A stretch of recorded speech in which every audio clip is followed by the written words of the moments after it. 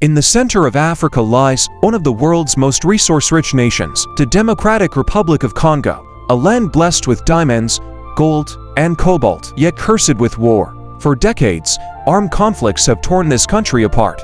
Villages burned, families shattered, and in the chaos, women and children became the silent battlefields of war. But when the world looked away, one man chose to stay, not with weapons, not with armies, but with healing hands. This is the story of Dr. Denis Mukwege, a hero in the shadows, the doctor who mends women. Denis Mukwege was born in 1955, the son of a humble Pentecostal pastor.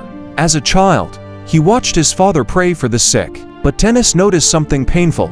Prayer gave comfort, but not always healing. He dreamed of becoming a doctor, not for fame, not for money, but to heal those the world ignored. Years later, after studying medicine, he specialized as a gynecologist, and that decision would place him at the heart of Congo's darkest tragedy. By the 1990s, war had consumed Congo. Foreign armies, rebel militias, and warlords fought for control of its resources. But the battlefield wasn't just in the jungles.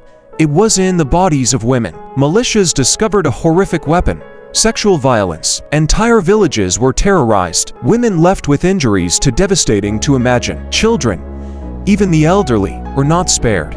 It was systematic, it was brutal, and it was ignored by the world. Dr. Mukwege refused to remain silent. In 1999, with almost no resources, he built Panzi Hospital. It began as a small clinic, but word spread quickly. Survivors walked for days, even weeks, to reach it.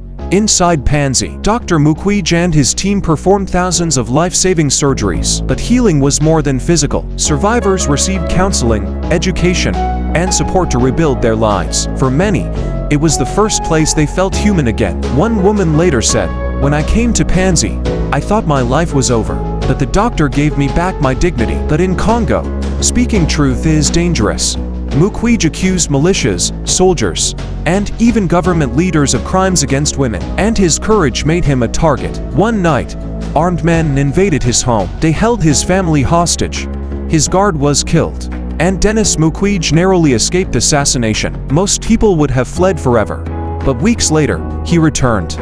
Standing before his patients, he said, "I cannot abandon you. Your pain is my pain, and together, we must heal."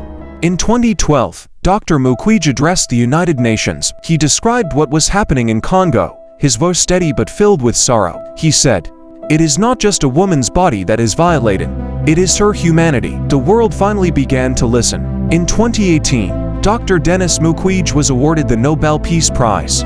The world applauded him. Leaders praised him.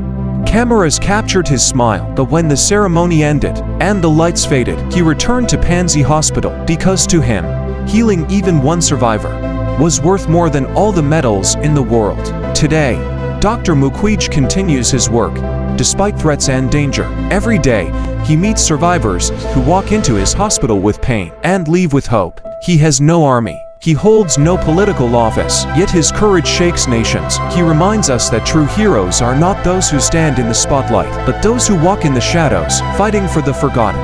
Dr. Denis Mukwege, the doctor who mends women, the healer of Congo, a hero in the shadows.